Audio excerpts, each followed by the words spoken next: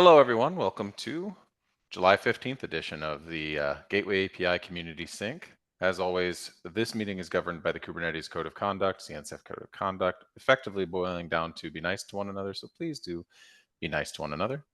Please use the raise hand feature in Zoom when you have questions or interjections throughout the topics, as that helps us to organize and kind of keep the pace.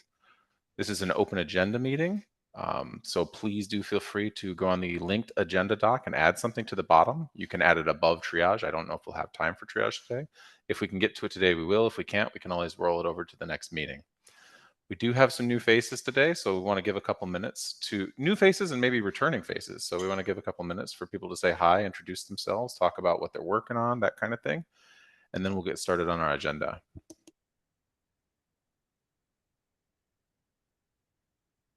I guess I'll go first. Hello, everyone. Yeah, go for it. Yeah, my name is Becca.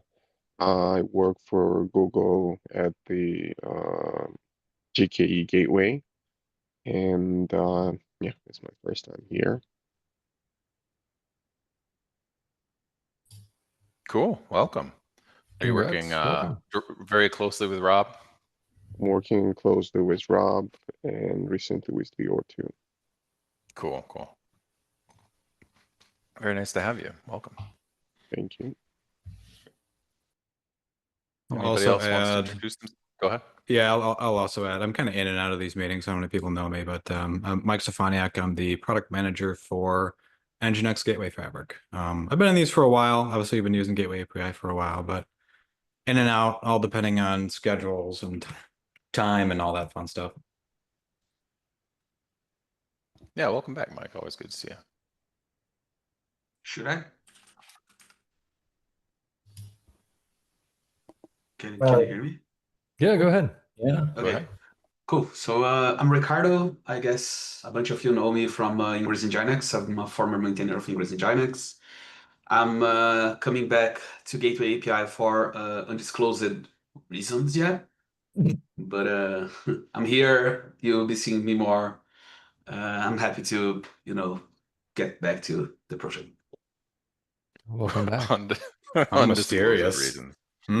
Welcome back, Ricardo, a man of mystery. Thank you. I suppose the question is, when will your undisclosed reasons be disclosed? August 1st. Ah, okay. Well, so we don't have to wait too long. Excellent. Excellent. Welcome back. Anybody Okay, else? so Otherwise, we'll get. yeah, I can. Hi, I'm Katarzyna. I'm showing up in the recent meeting. I'm working at Google also closely with Rob, and today I have some topic I would like to discuss TLS, especially client certificate validation. So Cool. Welcome, and yeah, we see your topic right here. Thanks for adding it.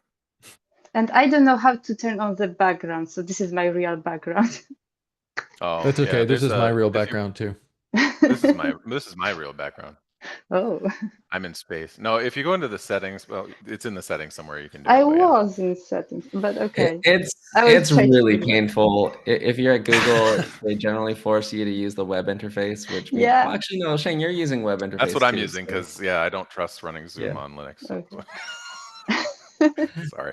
Okay, I can with some reason. It's in there. It's nested. It's nested. But yeah, we do have a pretty packed agenda for today. Did we have anybody else? Please raise your hand. Go ahead. Introduce yourself before we go. Don't want to miss that opportunity. I'll just go real quick. My name is Ethan Odell. I work at Oak Ridge National Lab. As a platform engineer, we've been getting really into the Gateway API and what capabilities it has, and I wanted to get more involved in the project in general. So I was here last week as well. Cool. But yeah. You know, I have to imagine that infrastructure at Oak Ridge might encompass a broader gamut than we're used to thinking of it meaning. Yeah, probably. But going through the diagrams you guys have on the website has been a fun journey of like, I don't know who's that, if that's us. I'm going to go out on a limb and guess that y'all have people in embodying at least 2/3 of those personas. You'd probably be right. So yeah, Becca, Katarzyna, and hopefully I'm not messing up your names. And Ethan, good to have you here. Welcome back, Mike and Ricardo, and everybody else. I think we'll go ahead and get started on the agenda. There's a couple of announcements. I'm going to be kind of a stickler for the time boxing today, so please don't be offended if I start interrupting about time. It's not personal, but we do kind of got a big agenda. I'm going to go pretty fast on these announcements, and we can follow up on these, I think, async just fine. These are not things we need to stop and discuss here. If anybody feels really strongly otherwise, go ahead and raise your hand. But otherwise, I would like to default to just rattling them off. So the announcement, so release 1.4, our next transition date, so our next big milestone here is coming up next week. Yeah, Tuesday. So we're 1 week from July 22nd, where we say experimental gaps in particular need to have their API details merged in an implementable state by that date. For standard, we don't have uniform rules because every standard GEP is in kind of a different state, but I wanted to just throw out the general guidance that you should be kind of concluding GEP work during the same time. You should be working on finishing up conformance tests and getting ready to soak those. Technically, we are moving to code freeze on August 26th. So if you get everything pretty much wrapped up now, you've got a month to finish up conformance tests and start shopping those around. And then we'll have a month after that, well, a little less than a month to continue shopping around, testing and soaking the conformance tests. So just note that that's coming up pretty quickly here. And if you need any help or support, please reach out to the maintainers. We have an @Gateway API maintainers on GitHub. You can catch us in Slack, whatever. If you need support and help, let us know. If you're stuck, etc. Yeah. And then, okay, Flynn says he's going to go ahead and withdraw 3792. I'll let you go ahead and Flynn and talk about that real quick, but I think that we'll come back to it. Yeah, I figured I would just throw this into the announcements at the last minute. Weirdly, cat herding 2 GEPs through all of this process basically turns out to be a full-time job, and I actually already have a full-time job. So I am withdrawing 3792 off cluster gateways from 1.4. That does not mean that I intend to abandon the idea. It means that cat herding 1 GEP is going to be enough work. So Roger that. Yeah. The other thing I guess I could point out there is that one of the changes that's going to happen when off-cluster gateways comes back is that it will be explicitly listed as a non-goal to arrange for any implementation to somehow sneak in and magically be covered by it without doing any work. So there's been a fair amount of people going, oh, but my implementation does this. Oh, but my implementation does this. Yeah, we're talking about a standard for all the implementations. Nobody should expect that their pet implementation will get away scot-free. Lior, what were you going to say? I was just asking, was about to ask you whether you are open to delegate some of your time if we can find someone to pick it up, to try to pick it up. Obviously, there's 1 week to get it merged, so the chances it will get merged are probably low. I like the spirit of that, but I'm sorry to interject. I like the spirit of that a lot, and I appreciate when people come forward to collaborate. But I gotta admit, even from the perspective of the release manager, I am being I'm having a really hard time keeping up with this release. So I would like if we can, if it's not hurting anybody really bad to punt this to like 1.5, I think a little less on the agenda every week for this release would be good. But that's just, I just wanted to throw that out there. I'm not saying no, but just like, this is a very crunchy release we're doing. Yeah, I tend to agree with pretty much all of that sentiment. The helpfulness is great. It makes me nervous to try to think about how we would actually make that happen in practice. And I think that the better route is just going to be to take that one to 1.5. Yeah, I mean, chance are low, but like one thing I want to call out and is like, this is more general and probably more related to Shane's comment. I think we have 1 week. I'm not sure how many of the gaps are being like in, above 50% of the reviews right now. So I would rather also make sure we have something for 1.4. So I think that's more or less an opportunity to say, we either need to make sure we kick off more reviews or push the deadline to make sure we have some features in 1.4. I think it's Yeah. reasonable though to have a discussion about this on the PR that withdraws the GEP if we want to. No, I'm not. trying I'm to not stay saying. I'm not saying relevant it's to related Yeah. to Flynn's GEP, just in general. Okay. It was a. You mentioned like as a release manager and everything. So yeah, I'm like. Yeah. Rob- In general, I would expect that if we find that none of the experimental GEPs are close to making it in, then there's going to be another discussion about timelines, right? Yeah, we'll also, have to have Rob, a I think we stepped retrospective on on you. this release. Yeah. I will say that we have had 2 maintainers out for the past bit, and so that's made it more challenging than I think any of us expected. Yeah. To hit this timeline. Yeah, but with that said, I am with Lior on this. I would rather try in more directions than give up. You know, I'm not saying give up, but you know, I would rather, if someone is available to help push something through, I would rather try. If it doesn't work, it doesn't work. I would certainly entertain that discussion. If there's somebody who wants to volunteer, I will warn anybody who's thinking about volunteering that there is a reason why I'm withdrawing off cluster gateways instead of default gateways. And that is because off cluster gateways is a much, much heavier lift. Yeah.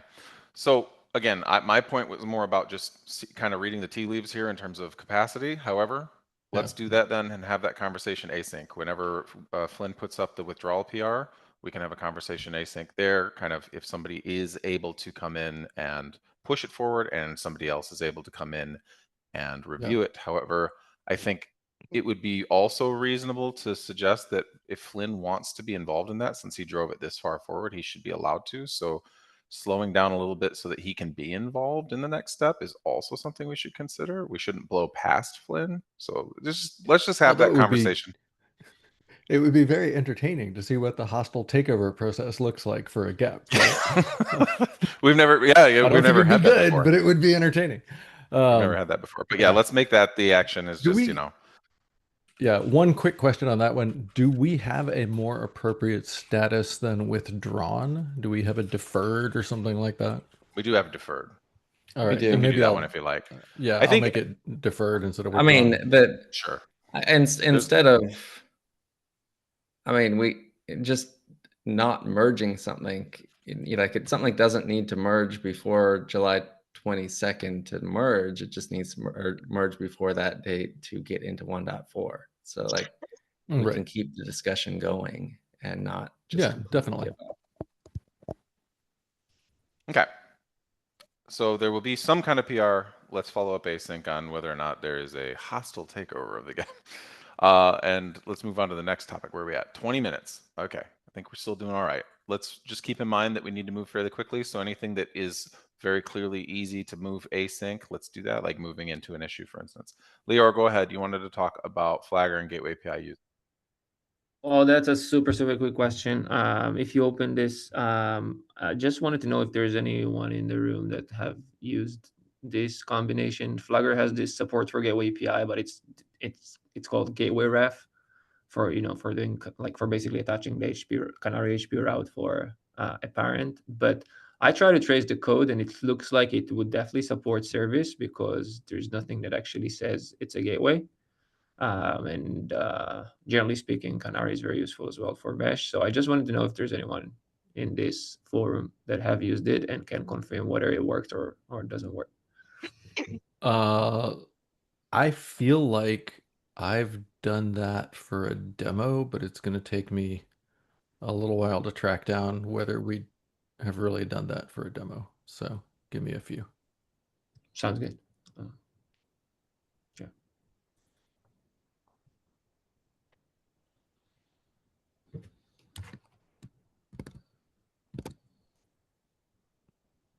Where it's going to take a few minutes means continue on because Yep. I was just trying to take notes. If anybody else can take notes while I'm driving, I appreciate it. Please do feel free. We can always clean up the notes later. They don't have to be perfect. Ricardo. Hey, gonna be really quick. I have started to implement the Kubernetes API linter on Gateway API. For those who don't know, that's a project that's maintained by Joel, and it was been used for some time on Cluster API, so I wanted to take a quick peek on Gateway API as well.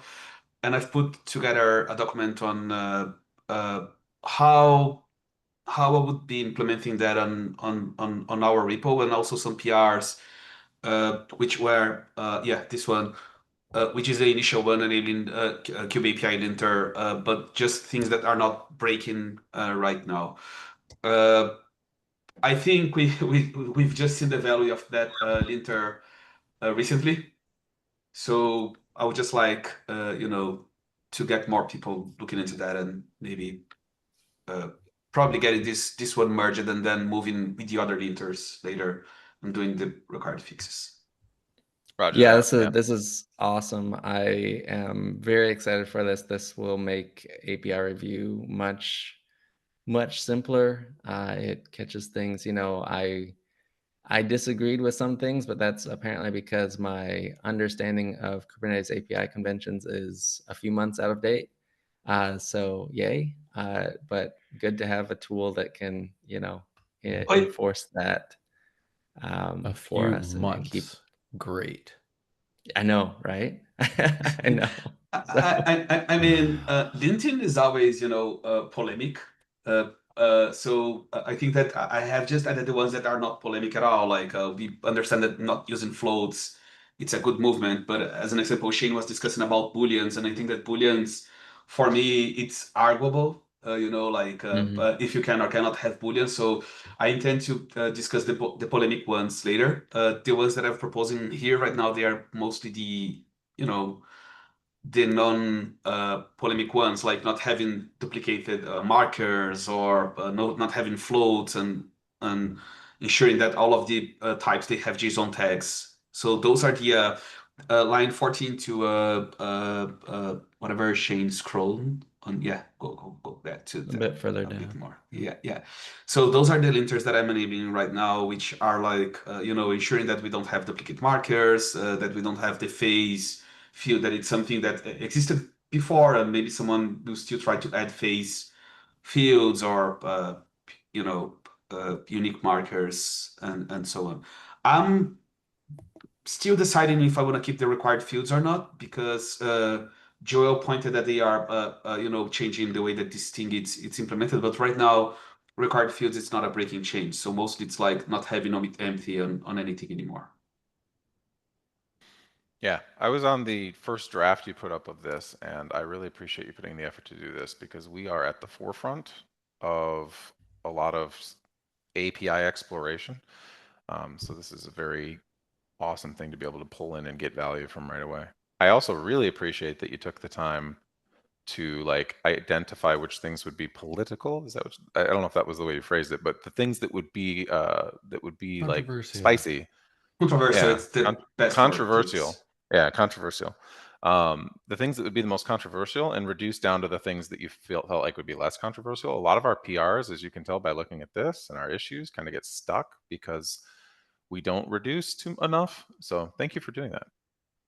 So yeah, the PR is 3917. If you're interested, please take a look. It adds linting that helps us to align better with the upstream API standards. And there's no time like the present to do that. So yeah, and I may be adding the other linters during next week, the ones that are more controversial, and checking like the required or optional markers. They should exist on all of the API fields. I guess Robin, you saw on the latest PR of the TLS route, right? So this is probably going to be big, and it's going to take time, because I need to be sure that whatever marker I am adding, it's not creating a breaking change, like CRDs that weren't requiring a field to be required, they start now.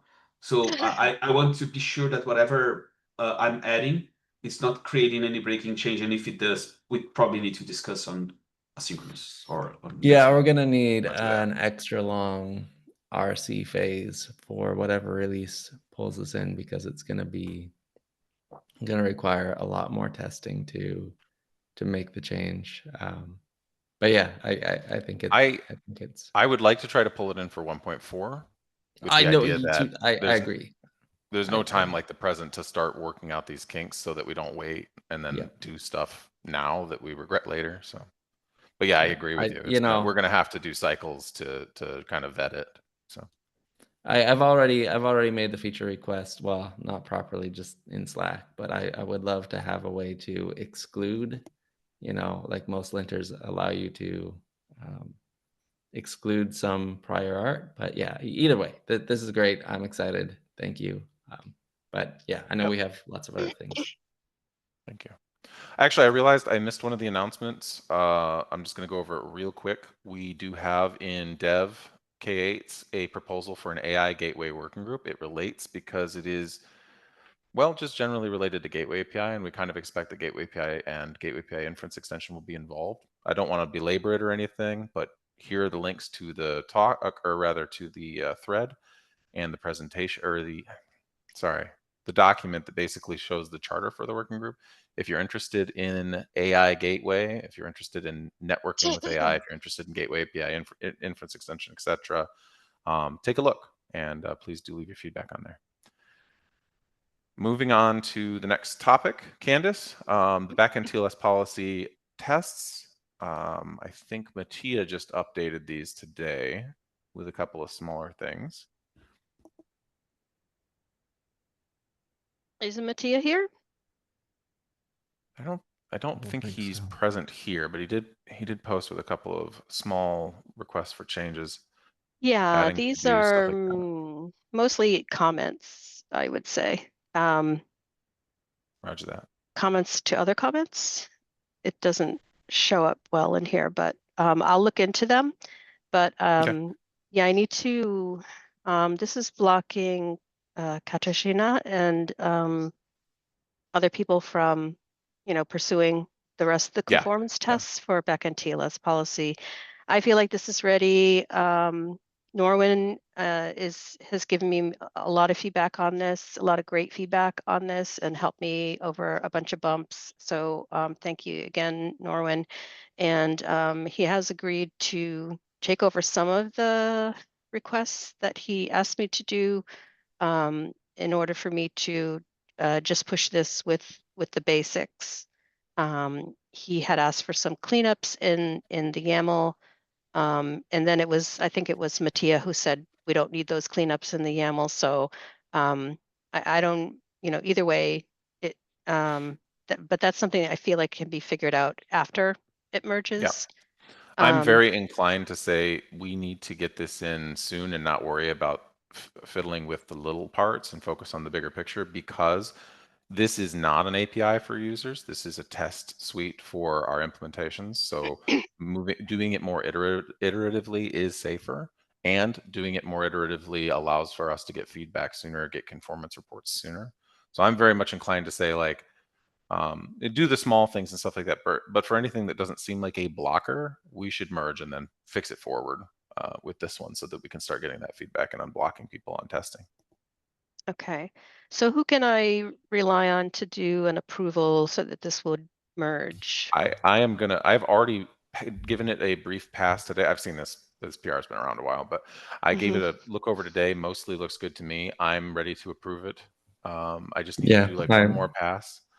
I'm confident that we can probably get this going, as long as everybody agrees that we would take a fix it forward mentality. That means you don't just say we're going to fix it forward. That means if there is something worth fixing, we do make a to-do for it. We do make an issue for it, but then we can do it iteratively. Yeah, +1. No objections for me. It'd be great to get this in. Let's aim on sometime today. Roger that. Does this one relate directly to that one? Yes, because conformance tests are broken at this point. Well, running them ad hoc is. So if you want to open that, I'll explain a little bit more. If you run an ad hoc conformance test, as soon as I picked up this this commit that's referenced in here, running an ad hoc conformance test starts failing. Failing hard. So with the same error, it's an issue with what's considered. I think it's just a bug, and I'd like to actually I'd like to have Mattia revert that update that he made, but if someone wants to fix it, that would also be great. Yeah, I wouldn't say. Yeah, I mean, I agree fully with Candice. I wouldn't say it's a bug. It's like literally what the PR, like you referenced, added, and I just think it's not a right place to validate this, if at all. I mean, I don't mind providing suggestion for validation if people are using the package, but actually just running from, it's very, very useful to run conformance tests from the CLI, and we don't need to make the life harder for the sake of better reporting. So yeah.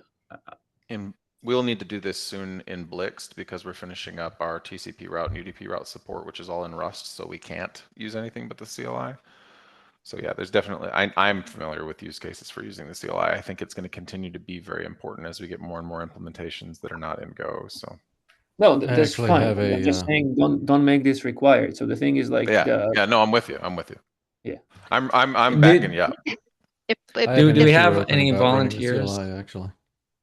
I What's think, that, Flynn? you know, Mattia's going to be unable to get to this anytime soon, is my guess. So do we have any volunteers that would be willing to take this on, even if it's just revert for now? Well, yeah, it's just a revert. I can revert it. It shouldn't be a problem. I'll send it the PR before this meeting. Appreciate it. Awesome. Thanks. And just to follow up with a quick overview, it's making some things required that were required for running on the command line that are really for running the conformance suites, or for running the conformance test suites, things like what's your organization name and so forth. So yeah, but I think what Shane was pointing out is that, you know, this command line is another interface to just do the suite. Yeah. So there's going to be implementations. So there is implementations that are not going to be able to use Go libraries. So their only way is doing these. So I think. Yeah, I was thinking, I was addressing more someone wants to fix the issue rather than reverting it. It's just going to be, you know, trying to find out whether this is being run for a suite or on the command line. And then, you know, not checking it if it's being run on the command line. I think I'm just gonna change this to be log warning, and we call it a day. That's yeah. Although it doesn't really use, I don't think it's actually useful because implementations it's running on CI probably not gonna check the log warning. So I just gonna revert it, I think. Oh, one more thing. If we are requiring this for conformance suites, I feel like we need to make an announcement to people who are running conformance suites, you know, in an automated fashion. If we dump this in and people are pulling it and all of a sudden their conformance tests are beginning to fail because of this, that's a problem. I think we never merged any. I think Mattia and I think Shane was involved as well when they did the gap. Actually called out that's a requirement, and I think we never merged any conformance report that didn't have organization in all of these fields right now. So I think this PR, if I understand it correctly, it was just like to improve the life of people. That there's not going to be back and forth for reviewers. But yeah, I don't actually see this as like a breaking change or something, or it's pretty documented all around that like you got to do it. But before it was manual and now it's automatically validating that you've done it. Is that what's happening? Yeah. Before you would just add it as in your suit, like, you know, right. And everyone would just add the organization and stuff, and yeah, but just like Mattia has just added this validation, so it will indicate users that, you know, you generated this. I believe it's probably to reduce back and forth with reviewers, like if someone just opened the PR for conformance and didn't have organization there. So yeah, but yeah. So Okay, one well- last point, sorry Sure, go ahead. to No, belabor go ahead. this, but the reason that I bring it up as a something that we might want to publicize a little bit better is that there is an issue that was opened that also points to this this commit, which if you go to the commit number 3 or PR 3715, is that it?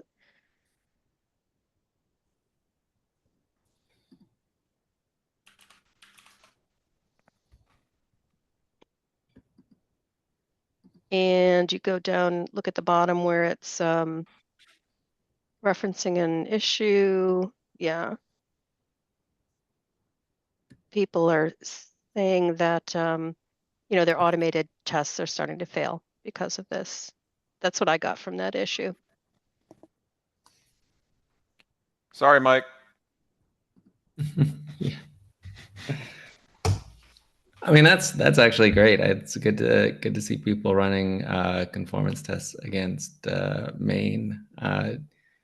For any appreciate Nginx that. folks on the call, if you run into an issue like this, don't hesitate to raise it up on Gateway API as well. I don't think we're ever intending to break people like this. Yeah. Mike's on here, so. Right, Mike? You Double work on muted. Fabric. Sorry. I was gonna say, honestly, we'd like to make a lot more contributions back to the conformance test because there's a lot of things like, this isn't really covered, or like, this could be done better, and it's just matter of like bandwidth for the team. But hopefully, in the future, we can not just complain about it, but also help out. Yeah, and let us know if there are things that kind of make it hard for you to do that, to see if there's something we can do to help, like make things easier. Like complain at us. Yeah, absolutely.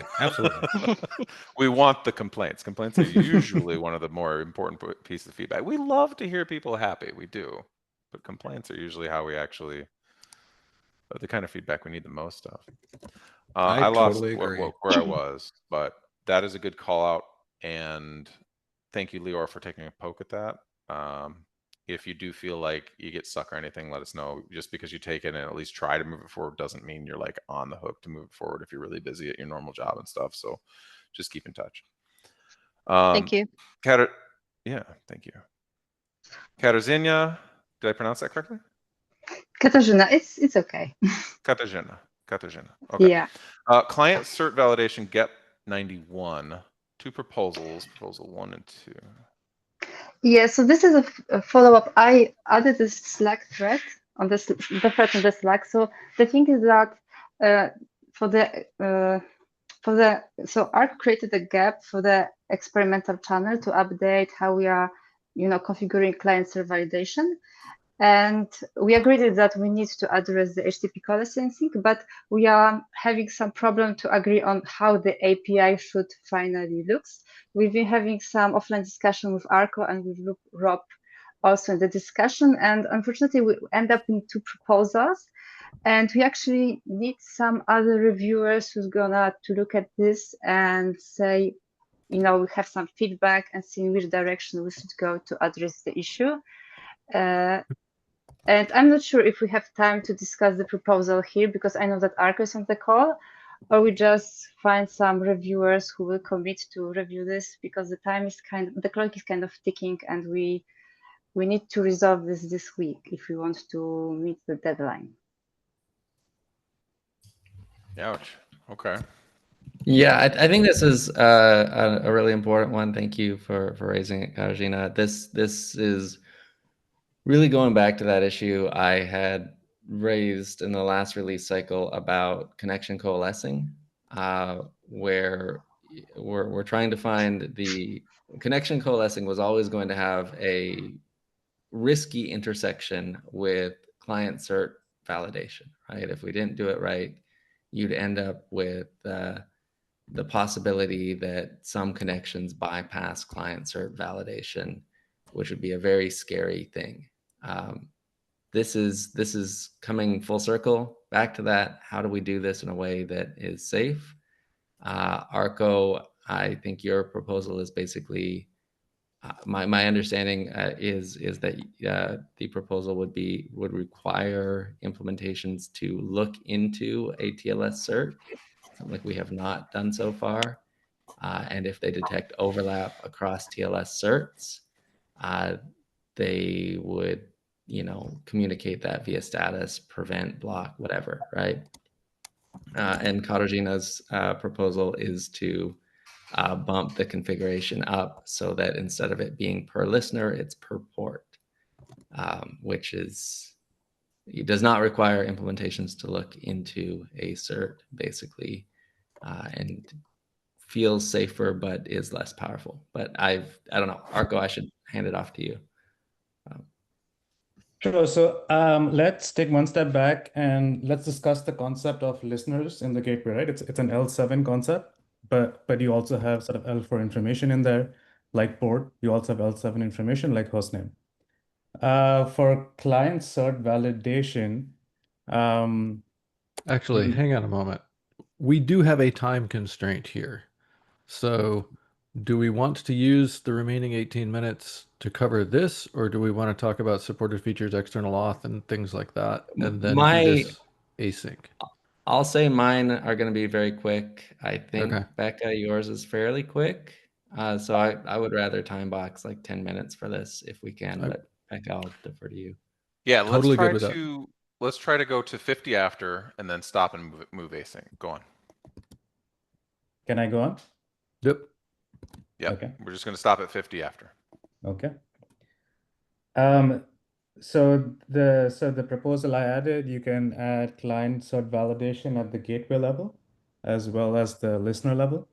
There's a prior art attached to this gap that shows that implementation supports sort of both. The gateway level works fine.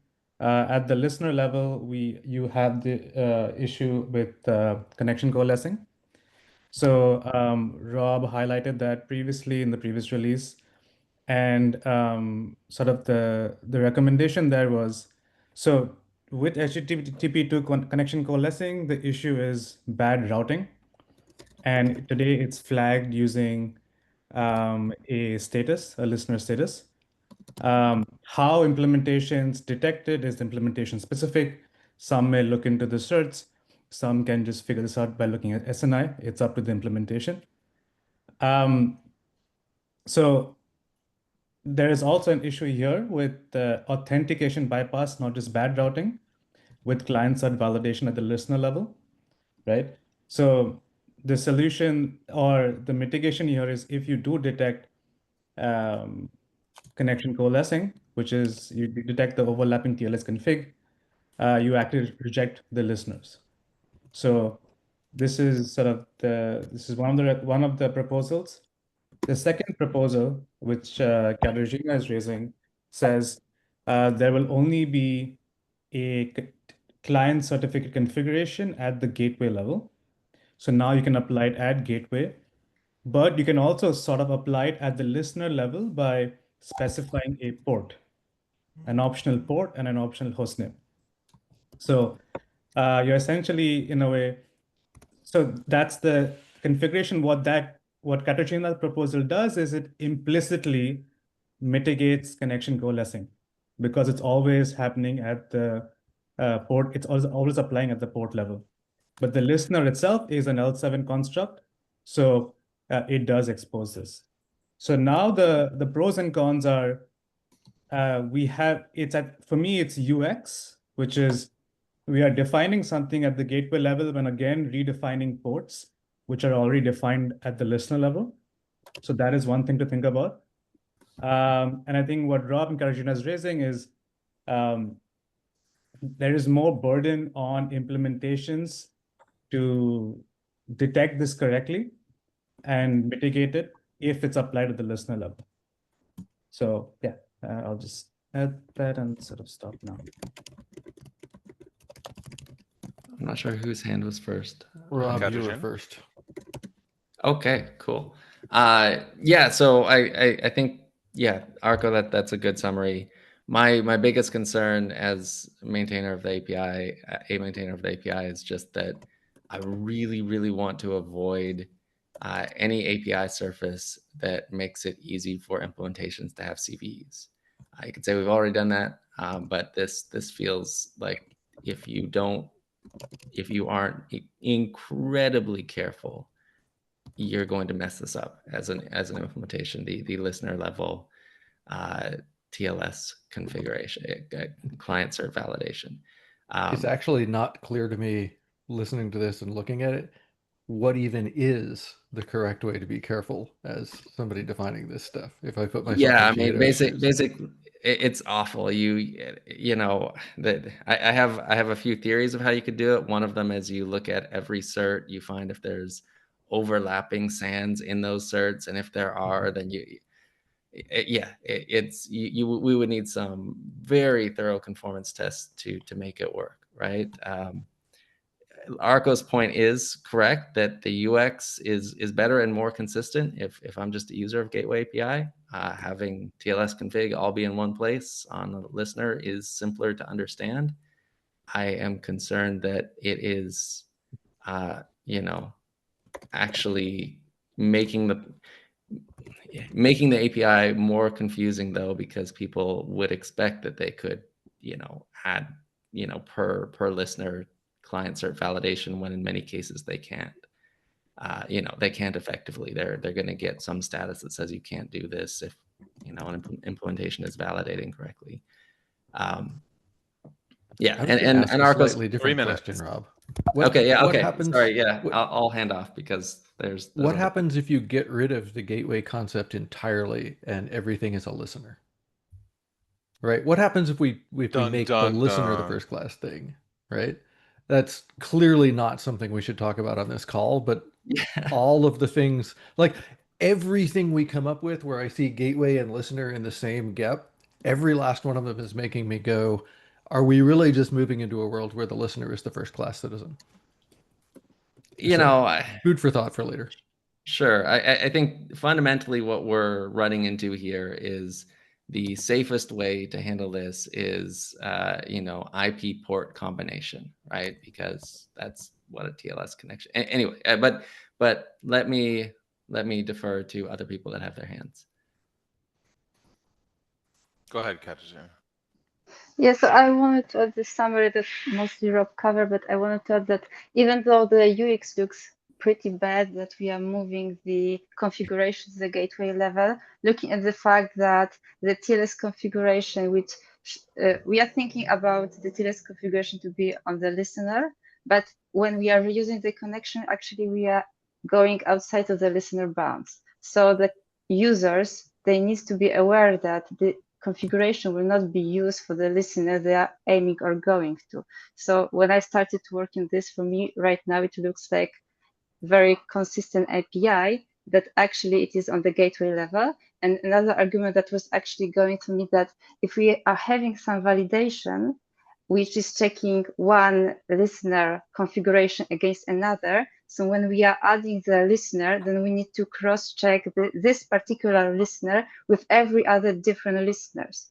And in case if we have top-level configuration, but the configuration is split for some data like port, which is overlapping with listener, the validation is easier. And when we are incrementally adding or updating the listeners, we can only break the listener we are actively working on. So I think that overall the system is more consistent because it's hard to tell implementation how they should, make this consistency when in case of validation. Roger that. Well, we are at the time that we set.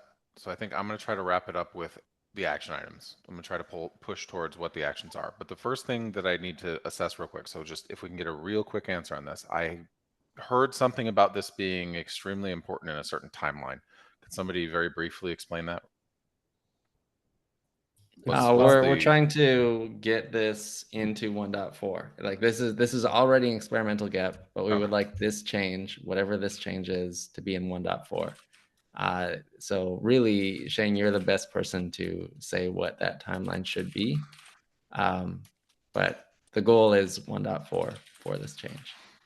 Okay, and we want it in 1.4 because we expect this has a kind of magnitudinal impact on implementations that are coming now, that are already here, and the implementations in the future, because we're easily leading them to shoot at their own foot.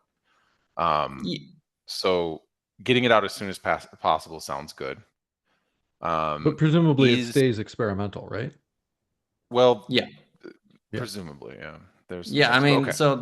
Goal would be this, continues as experimental because changes are happening in 1.4. But if we make the right changes in 1.4, it goes to experiment to GA in 1.5, hopefully. Okay. I would like to follow up on this and basically assess it for getting it into 1.4 and see if we should even potentially make extensions to get it into 1.4. I will follow up on that as an action item by like somewhere in GitHub and on the document, we'll have a conversation about trying to get it into 1.4 versus what other things we could possibly do to try to help with the problem that we're saying, you know, we're basically leading people into a bad territory. Thank you for raising this. And anybody who's interested, I think for now, I'm going to presume to follow up on the GitHub, but I'll probably also note on the doc, and we would appreciate other comments and stuff in there too. Quick question, sorry. Could we get, I mean, there's two different proposals. Could we get someone to summarize the pros and cons from both proposals so that I tried to do it while we were talking about it, but I didn't do a very good job. Really hard to do that on the fly with things like this. Yeah, we can do that kind We're of already two past, and there are people who just joined the meeting for specific reasons. So I would like give them 7 minutes if it's possible. Yep, let's give it to them. So go ahead and let's try to get through supported features real quick. Yeah, so yeah, I'm a little confused like what is left there. There was like a 2 issues initially. Not issues, more like a topics of discussion. First was seeing if the supported features were inferred from the gateway class status or they were manually supplied during the conformance test should appear on the report or not. And Has we the agreed user that it story for this ever been written down anywhere? Yes, there is I a gap. remember. I remember. Okay, where's that? Let me go read the gap again. I mean, it's not going to be as well written as you writing gaps, so don't expect a. Yeah. Anyway, sorry, Becca, you were in the middle. So yeah, the first one was not to show on the user report, and the second that I think we spent most time discussing was if it's a mesh features, should they be treated as a inferred or manual source for it? And the final agreement, not like I had with Robert Rob conversation about it we don't want to encourage people publishing mesh features under the gateway class status. So right now the conformance test, if it detects that the mesh features are populated in the gateway class, treat as an error. So that's where it is. So I just need to kind of get the final thumbs up if it's okay with me. I feel like there are two things in this one. One of them is looking at GEP 2162. It never mentions infer at all. So I mean, you need to look at the update, right? That's what I was asking about with what is the point of this inferred thing? What's the problem that inferral is trying to solve? To me, that's completely separate from where should we publish mesh features. And I think where we should publish mesh features is 100% going to be someplace that's not a gateway. So here's the TLDR. The all supported features like story, you know, I mean, something that also Nick was really in favor of and like was way ago started to say, hey, we want to A, improve discoverability, but B, assuming right now we added this and we did edit this supported features published, leave mesh and everything like and gateway distinction. Now, like I'm an implementation, I can claim I support X, Y, and Z, right? And obviously we all about trust. But let's say I removed, you know, like HTTP path, rewrite support, but it's still published on the gateway class because my implementation is publishing it for a static list, as an example, right? So the whole story for it was that, okay, we're going to use these features to determine what conformance tests we run, right? Because if I claim to support X, Y, and Z, I want to make sure I run this test and I actually back it up that I do support it, as opposed to just run whatever test I want and report whatever I want. So the inferred one was just, okay, you know, here's the conformance report. The conformance report are like were inferred. I did not manually put it in. So we really have two directions. I think I summarized this in one of the comments on Becca's PRs, and we all were in favor of option one. I mean, we're not gonna go into looking at this right now, but because there's other people, but essentially, like, okay, either we infer, either we read Gateway class features, run the reports, and block reporting if it was not inferred. Inferred is like meaning I read it from Gateway class and not manually provided. However, not all of the people are going to use this suite, right? So people can just generate report and just publish the YAML. So and again, it's all about trust. But me as a reviewer for conformance review, I would rather like to see, hey, was this manually provided or not? And if it's not manual, if it was manually provided, I want to understand, hey, like, do we want to get this in? Do we not? If we are getting this in, should it be reflected in the Gateway API report or not? That's boils down to this basically. I feel like the way that you're We are getting out of time. Just heads up. Let's take that one off. The part of this that deals with not publishing mesh on Gateway classes, I am 100% in support of. Yeah. So we have agreement on this. Yeah. Sorry, let me clear one thing. So out of two issues, one that we want to block the mesh features on the Gateway class, which would error out the conformance test. In that case, that's okay. But the other thing is, do we want to like block reports or not if someone manually supplies the features? This is still under the question, right? I'm pretty much always going to come down right now to the idea that everything we do right now, you can produce a YAML file and then edit it by hand. And so the only place that machinery trying to prevent something like that adds value is if you yourself personally are going to rerun conformance tests for every implementation. Or if Gateway API, the project, is going to have a CI job that reruns them for every implementation. If we are going to trust what people say about their implementations based on their own conformance runs, we should not bother putting in complex machinery trying to vet that, because people can always lie at the last stage and bypass all the machinery anyway. And if we want the machinery, we need to be running it ourselves. Calling time, just because we literally have 1 minute left, but supported features. So it seems like we're saying don't advertise mesh features on the Gateway. And also there's something to do with inferring features, which is actually not ringing enough bells for me. So please do, if you're interested in this, and I've bookmarked it for myself to follow up on poll 3885, and let's continue the conversation there. I'm sorry, was that a discussion or a poll? Or that's a poll request. It's linked right here. 3885 is where we should follow up. Gotcha. Mine are announcements only. XDOT PR, most of the comments have been responded to or resolved. So please take a look. And the other one is Gateway Inference Extension. We're releasing 0.5 this week. If you care about API Surface, we're doing a final review of the API, Inference Pool API at Signet this Thursday. And that's all. That's all my announcements. Roger that. Cool. So we have 30 seconds for triage. No, I'm kidding. All right, we made it. Thank you everybody for joining. That was a lot of good discussion in a lot of different directions. We'll follow up async on some of these things. And if you have any follow-up you want, please do drop it on the parking lot for next time. So until next time. Sounds good. Thanks. Enjoy.